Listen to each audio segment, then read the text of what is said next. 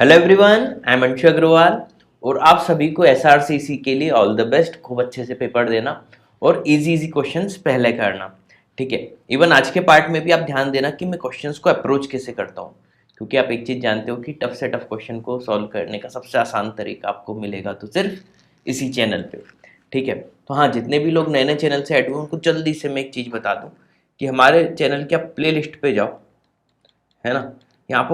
यहाँ पे यार आपको CAT XAT I P MAT SRCC इन सबसे रिलेटेड पूरे प्रीवियस ईयर के क्वेश्चंस मिल जाएंगे और टफ से टफ क्वेश्चन के सॉल्यूशंस आपको बहुत आसान तरीके से मिल जाएंगे। इस बार मेरा एसआरसीसी का वैसे इतना मूड नहीं था बनाने का, लेकिन काफ़ी रिक्वेस्ट आई थी बच्चों की, तो मैं अलग से टाइम निकाल निकाल के वीडियो बना रहा हूँ, ठीक है। तो हाँ, आपके लिए मैंने मोनेटाइजेशन तक बंद करके रखा है चैनल पे, तो टेस्ट मनी लिख दिया करो इसके लिए थोड़ी सी, है ना। और चैनल को लाइक सब्सक्राइब खूब करो यार, शेयर ब्रांड बनाओ इस चैनल को अब आप लोग, ठीक है। चलो शुरू करते हैं फोर्थ पार्ट। आज हम लोग 10 क्वेश्चंस इसमें कवर करेंगे और ध्यान से देखना कि क्वेश्चन को आसान तरीके से कैसे सॉल्व किया जाए, है ना। ये मेन चीज़ आपको सीखना है। और हाँ, अगर हमारा कोर्स परचेस करना है तो हमारी वेबसाइट है catipmet.com/cat2024। इस पे जाके आप कोर्स परचेस कर सकते हो, या उसके नेक्स्ट ईयर देना हो तो CAT2025। क्लियर। चलो शुरू करते हैं। What is the value of following series. देखो ध्यान से, अगर इधर साइड से देखो तो पहले कितने जीरो, 4 जीरोज हैं, फिर 1 2 3 4 5 6 जीरोज हैं, फिर 1 2 3 4 5 6 7 8 जीरोज हैं। यहाँ से तो मुझे एक जीपी सन में आ रही, और इधर भी 1 को भूल जाओ तो 2 0 2 4 6 8 इधर है ही नहीं। तो ये जो 2 है और ये 1 है, इसको अलग से 2 + 1 में 3 लिख देता हूँ प्लस। ये छोटी छोटी चीज़ें अगर सोचना सीख गए ना, कोई भी एग्जाम में टॉप कर लोगे। अब लिखो पहली चीज़ क्या, 0.12, then 0.0012, then 0.00012 up to infinity. तो 3 प्लस, इसको 12/100 लिख सकता हूँ, तो 12/100 की जगह 12/10 का स्क्वायर लिख दो, प्लस अगला 12/10 की पावर, अच्छा 12 ही है, 12 का स्क्वायर नहीं है, सॉरी सॉरी सॉरी, ठीक है। ये क्या हो जाएगा, 12/100, 100 मतलब 10 का स्क्वायर, ये हो जाएगा 12/10 की पावर 4। अगला देखो क्या हो जाएगा, 12/10⁶ एंड सो ऑन, ठीक है। तो क्या लिख देंगे, 10 + 12/10 का स्क्वायर। यहाँ से इनफाइनाइट जीपी का फॉर्मूला लगा देंगे। इनफाइनाइट जीपी का फॉर्मूला क्या होता है, a/1 - r। तो a क्या है, 12/10² / 1 - r क्या है, 1/10²। तो सॉल्व कर लेंगे तो क्या आ जाएगा, 3 + 12 अपॉन, ये 100 - 1 99 हो जाएगा, और 10² से तो 10² कैंसिल हो गया, है ना। तो 99, 33 3 से 99 + 4 103 अपॉन 33। देखो कितना आसान था, लेस देन 1 मिनट में क्वेश्चन कर सकते थे अगर थोड़ा सा दिमाग चल जाता तो। Next question number 27। ABC can complete a piece of work इतने इतने और इतने दिन में कर रहे हैं। अपन तो बेसिक एलसीएम ले लेते हैं। तो 24 क्या होता है, 2³ × 3। 30 क्या होता है, 2 × 3 × 5, और 32 2 की पावर 5 होता है। तो एलसीएम में यूनिट वर्क मान लूँ तो एलसीएम क्या ले सकता हूँ मैं, 2 की पावर 5 × 3 × 5, तो ये आ जाएगा 32 × 15। 480 यूनिट्स में वर्क मान लेता हूँ, ठीक है। तो ए पर डे कितना करेगा, 480/24, 24 2 सा 40 × 2 20 यूनिट। बी पर डे कितना करेगा, 480/30, 16 3 सा 48 होता है। और सी पर डे कितना करेगा, 480/32। तो 480/32 अपन करके देख लेते हैं पर डे का, 15 डेज में काम कर लेगा सी, ठीक है। अब तो जो बोलेंगे ये अपन खटखट कर लेंगे। A and C work on first day, पहले दिन काम किसने किया, ए और सी ने। तो इसने 20 यूनिट किया, इसने 15 यूनिट, है ना। तो 35 यूनिट हुआ पहले दिन का। B completes the same work next day, B ने अगले दिन 16 यूनिट काम किया होगा। तो टोटल इन दोनों का मिला के 2 डेज में वर्क कितना हो रहा है, 35 + 16 51 यूनिट, है ना। अब देखो if they work in this way in how many days can they complete the work. Option पे ध्यान दो तो 18 प्लस ही ये सब, तो इसको अगर मुझे 18 बनाना है तो 9 से मल्टीप्लाई कर देता हूँ दोनों साइड। तो 18 डेज में मैं वर्क निकाल लेता हूँ कितना हुआ होगा। तो 18 डेज में हुआ है 459 यूनिट। 480 टोटल वर्क था, मतलब रिमेनिंग वर्क कितना है 480 माइनस 459, 21 यूनिट। अच्छा 18 डेज के बाद वापस से इसका टर्न आ जाएगा। देखो first day, second, third, fourth, है ना, तो इवन पे सब 16 आ रहा है, ऑड पे सब 35 आ रहा है। तो 19th डे अब जब चालू होगा 35 यूनिट वर्क होना है, लेकिन काम हमें कितना करना है, सिर्फ 21 यूनिट। तो कितना टाइम लगेगा 21/35 ऑफ अ डे, है ना। तो 18:21/35 ऑप्शन ए में दिख रहा था, लगा देते। देखो कितना आसान था, है ना। देखो वीडियो पसंद आता है टेस्टिमोनी लिख दिया करो, अच्छा लगता है काफ़ी, है ना। तो साइलेंट व्यूअर मत बनो, ठीक है, सब्सक्राइब और शेयर कर दिया करो। क्वेश्चन नंबर 28, बहुत अच्छा question. 100 people are standing in a row such that distance between the person standing at the nth place and the person standing at n plus 1th place is exactly n plus 1 मीटर। मतलब मान लो ये पहला person है ना, ये 1, ये दूसरू, है ना। तो ये दूसरा, पहले और दूसरे के बीच में ये जो 2 है ये वाली डिस्टेंस रहेगी, मतलब इन दोनों के बीच की डिस्टेंस क्या रहेगी 2। अब ये जो तीसरा आया, है ना, इसके बाल भी हैं, है ना, तो ये सेकंड और थर्ड के बीच में कितनी डिस्टेंस रहेगी 3। ठीक है, अब जो फोर्थ आया, ठीक है, ये उदास टाइप का है थोड़ा सा, तो थर्ड और फोर्थ के बीच में कितनी डिस्टेंस रहेगी 4। इसी फोर्थ और फिफ्थ के बीच में 5। ठीक है, इसी कलाकारी से थोड़ा समझने में अच्छा लगने लगता है ना, इसलिए कर देता हूँ कई बारी में। ठीक, अब इन्होंने क्या पूछा है, what is the distance between the person standing at first place and the person standing at 50th place पूछा है। तो मान लो 49th में यहाँ पे लेता हूँ, 49th जो होगा, है ना, ये 49 और ये इधर 50 जो होगा,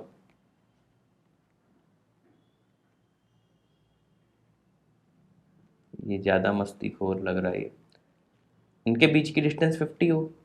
अब डायग्राम से ही समझ में आ रहा है मुझे 2 + 3 + 4 अप टू 50 करना है। तो देखो 2 से 50 की जगह मैं 1 से 50 तक का समीशन निकाल लूँ सिग्मा एन लगा के। सिग्मा एन क्या होता है, n × n + 1/2।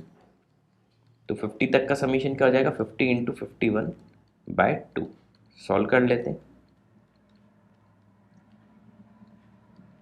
1275। लेकिन ये 2 से चालू हो रहा है, हमने जो सिग्मा एन लगाया वो 1 से चालू होता है।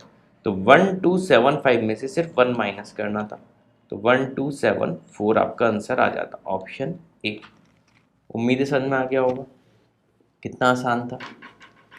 ठीक है, आसान आसान क्वेश्चन ही है। 29th बेस सिस्टम का क्वेश्चन है ना।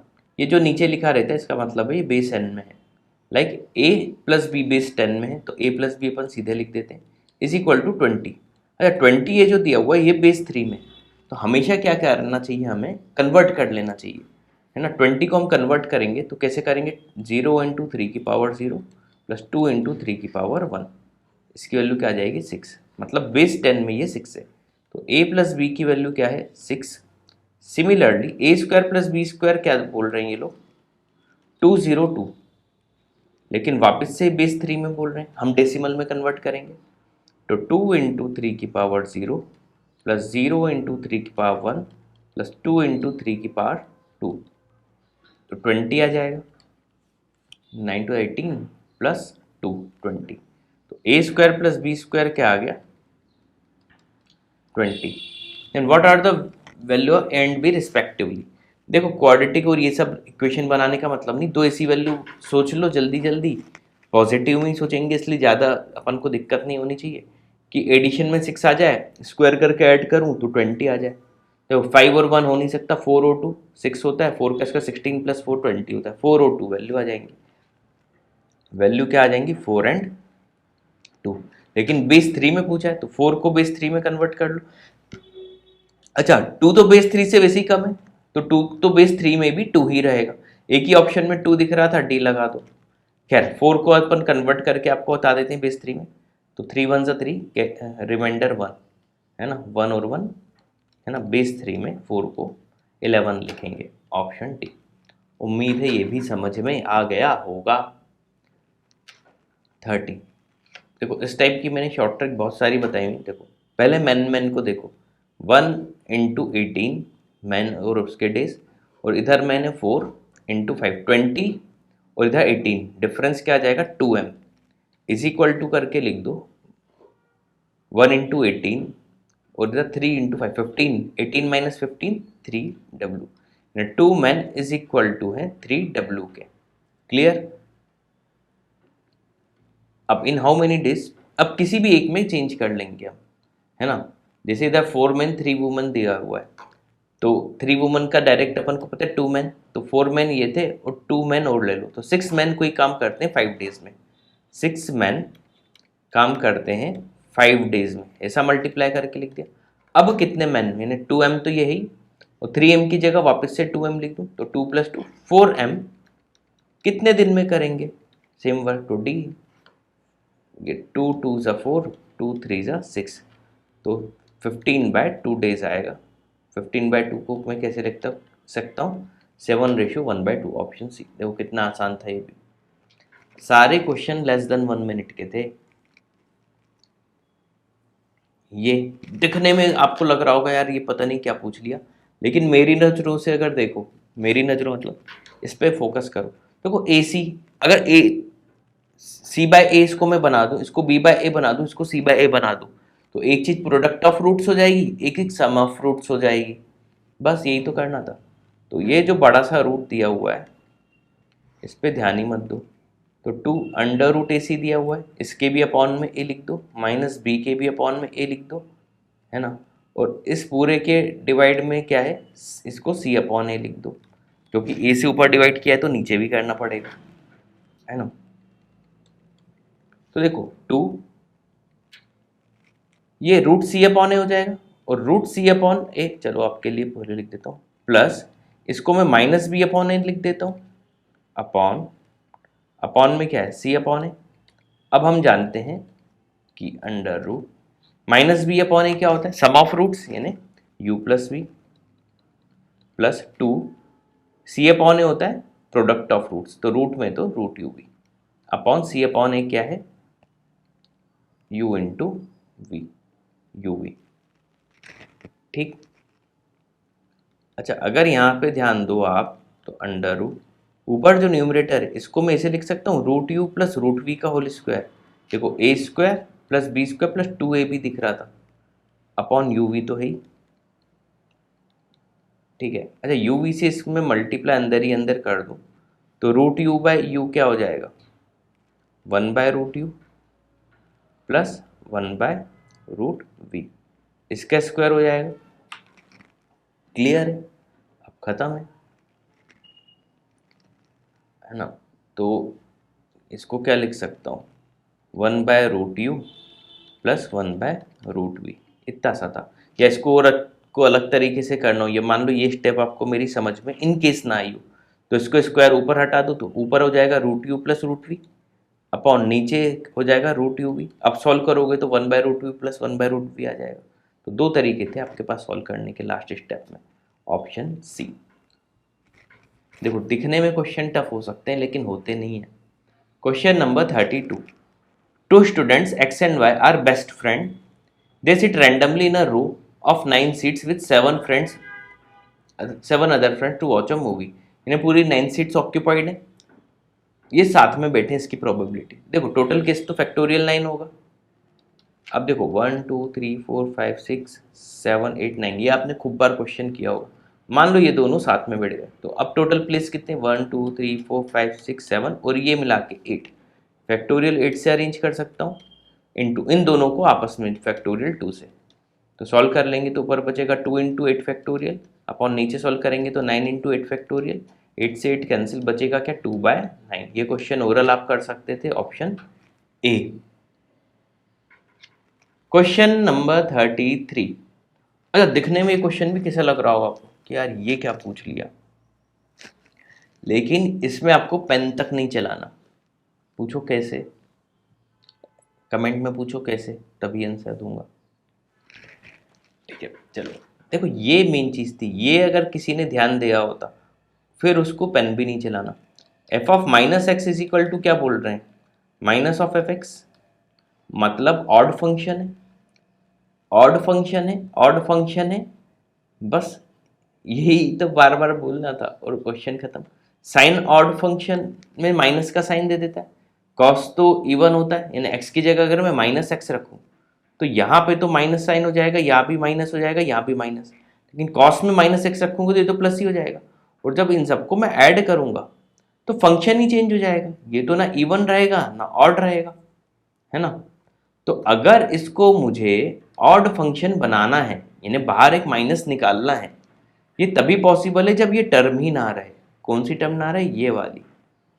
अब देखो अगर ये मैं हटा दूं यहाँ से तो ये F of minus X is equal to minus F X हो जाएगा, माइनस का साइन बाहर, मतलब इसको जीरो होने के लिए पूरे को, है ना, ए जे को जीरो होना पड़ेगा, खत्म, इतना सही था। For J equal to 1 to k, ठीक है, तो ए जे की वैल्यू जीरो होगी, ऑप्शन ए। ओरल था, कोई पेन नहीं चलाना था, कुछ नहीं करना था। Question number 34, mister x finish 30% of work in 9 days, यानी टोटल वर्क मान लो टी है, इसका 3/5 कर रहा है ये 9 days में, तो पूरा काम करने में इसको 15 days लगेंगे।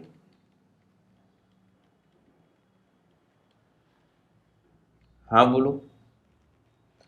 अब इसका मान लेते हैं टोटल वर्क ही अपना 15 यूनिट है, तो 1 यूनिट पर डे कर रहा होगा मिस्टर एक्स, एक्स क्या कर रहा होगा, 1 यूनिट पर डे। अब देखो 9 डेज तक इसने 9 यूनिट वर्क कर लिया, प्लस अब y आ गया and then joint by y and then together finish next 10% work, 10% यानी 1.5। अच्छा अगले दिन जो 10th डे है, x ने तो 1 यूनिट ही किया होगा, अब टोटल अगर 1.5 हो रहा है तो y ने 0.5 किया होगा, ये वर्क y का होगा, है ना। How long would it take if y alone is asked to finish the next 5%।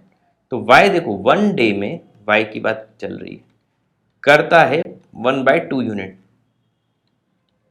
है ना, तो 1 यूनिट काम करने में 2 डेज लगाएगा, और करवाना कितना है 5%, यानी 15 का मैं 5% ले लूँ, 3/4 कराना है, तो 3/4 में कितने दिन लगाएगा, दोनों साइड इंटू 3/4 कर देते, ये तो 3/2 डेज आ गया, 3/2 मतलब 1.5 डेज में कर लेगा, ऑप्शन बी। ठीक है, क्वेश्चन नंबर 35, ये थोड़ा सा ट्रिकी दिमाग वाला क्वेश्चन है, चाहो तो ओरल बना लो, नहीं तो पेन चला लेना। A cubic room lateral surface area 2304, सबसे पहले साइड की लेंथ निकाल लेनी चाहिए, लेटरल मतलब 4a² इज इक्वल टू 2304, है ना, तो 4 से कैंसिल कर दो,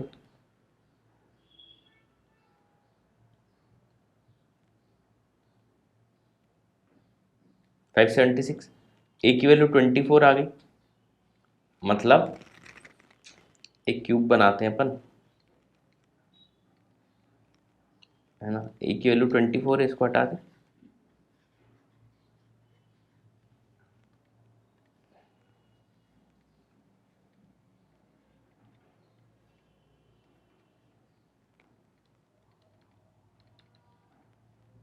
ऐसा 24 है। अब क्वेश्चन ध्यान से पढ़ो, divided into 4 metre wide small rooms, है ना, छोटे छोटे रूम में बताने, 4 मीटर मतलब,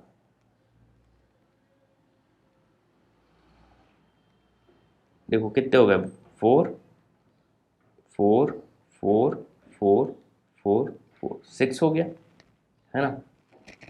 ध्यान से देखना, by inserting plywood sheet in the room to minimize the expenditure on the purchase of this sheets, how many such sheets will be required to construct a maximum number of such small rooms if the length and height of a small room remains same as that of the cubic room. देखो बाकी सब चीज़ same रखनी है ना, मतलब मैं colour change करूँगा, मुझे मज़ा आती कलर चेंज करने में, ये देखो ये ये एक शीट लगाई, दूसरी शीट ऐसे लगाई, ये तीसरी शीट ये लगाई, फोर्थ शीट ये लगाई और फिफ्थ शीट ये लगाई। हो गया डिवाइड आप करूँ?